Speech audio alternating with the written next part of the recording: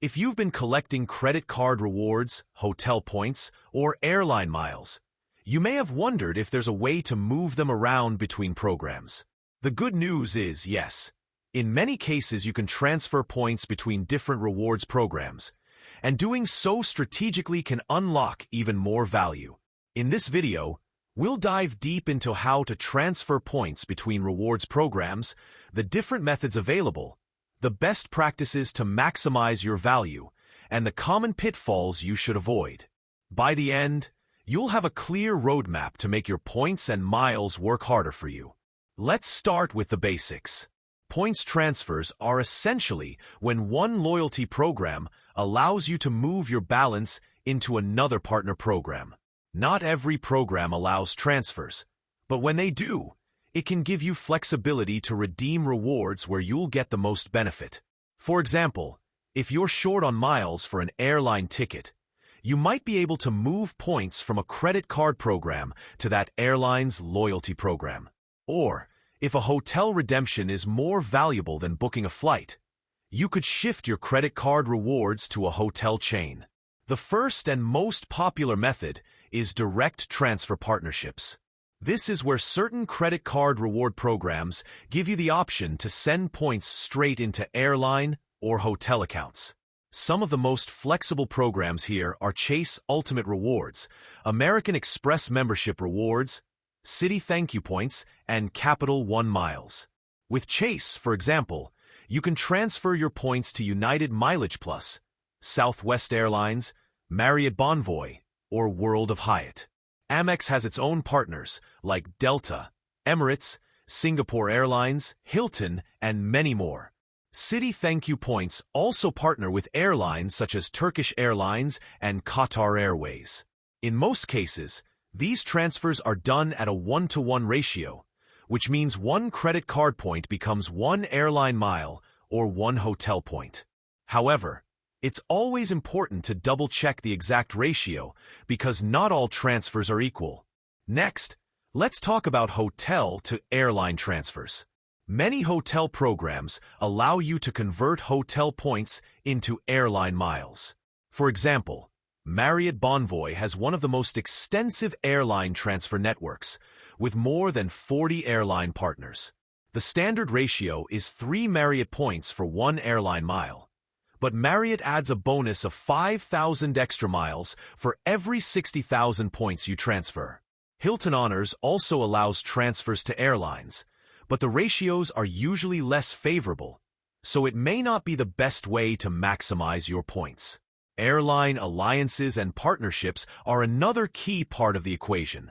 Even if you can't transfer points directly between two airlines, you might not need to. Most major airlines belong to alliances such as Star Alliance, Oneworld, or SkyTeam. This means you can use your miles on partner airlines without ever having to transfer them. For instance, if you have United Miles, you can use them to book flights on Lufthansa, Turkish Airlines, or Air Canada since they're all part of Star Alliance. This strategy lets you stretch the value of your miles while keeping them in your main airline account. In addition to credit card programs and hotel transfers, you'll also find some options to use your points for shopping or gift cards. For example, Citi Thank You Points can be used directly at Amazon or transferred into partner programs. Chase and Amex also allow redemptions for cashback or merchandise, though these usually give you less value than transferring to airlines or hotels. There are also third-party platforms like Points.com that facilitate exchanges between programs.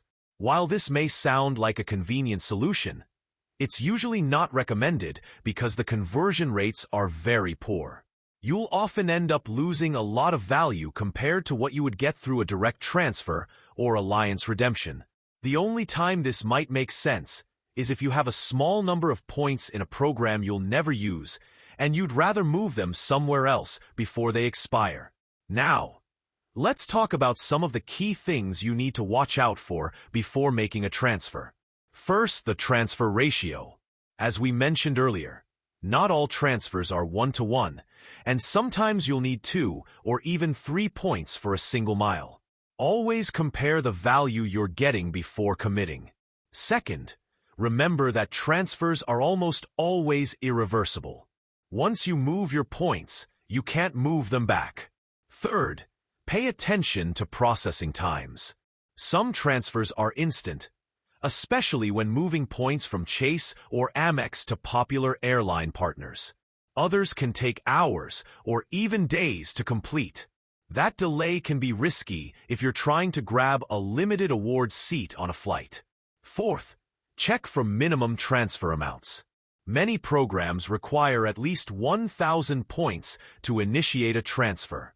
Finally, look out for promotions. Sometimes programs offer bonus transfer deals, like a 30% bonus when you move points from Amex to British Airways. Taking advantage of these promotions can dramatically boost your rewards. So how do you actually transfer points? The process is pretty straightforward. First, log into your rewards account, whether it's Chase, Amex, Citi, or a hotel program. Navigate to the section labeled Transfer Points or Rewards Partners. Select the program you want to transfer to, and then enter your membership number for the receiving account. Next, choose the number of points you want to move, keeping in mind any minimum requirements. Finally, confirm the transaction. You'll usually get an email confirmation, and the points should show up in your partner account once the transfer is complete. At this point, you might be wondering, when does it actually make sense to transfer points? The answer is when you're getting higher value from the partner program than you would if you redeemed the points directly. For example, if Chase gives you a value of 1.25 cents per point through its travel portal, but you can transfer to Hyatt and get 3 cents per point on a luxury hotel stay, the transfer clearly makes sense.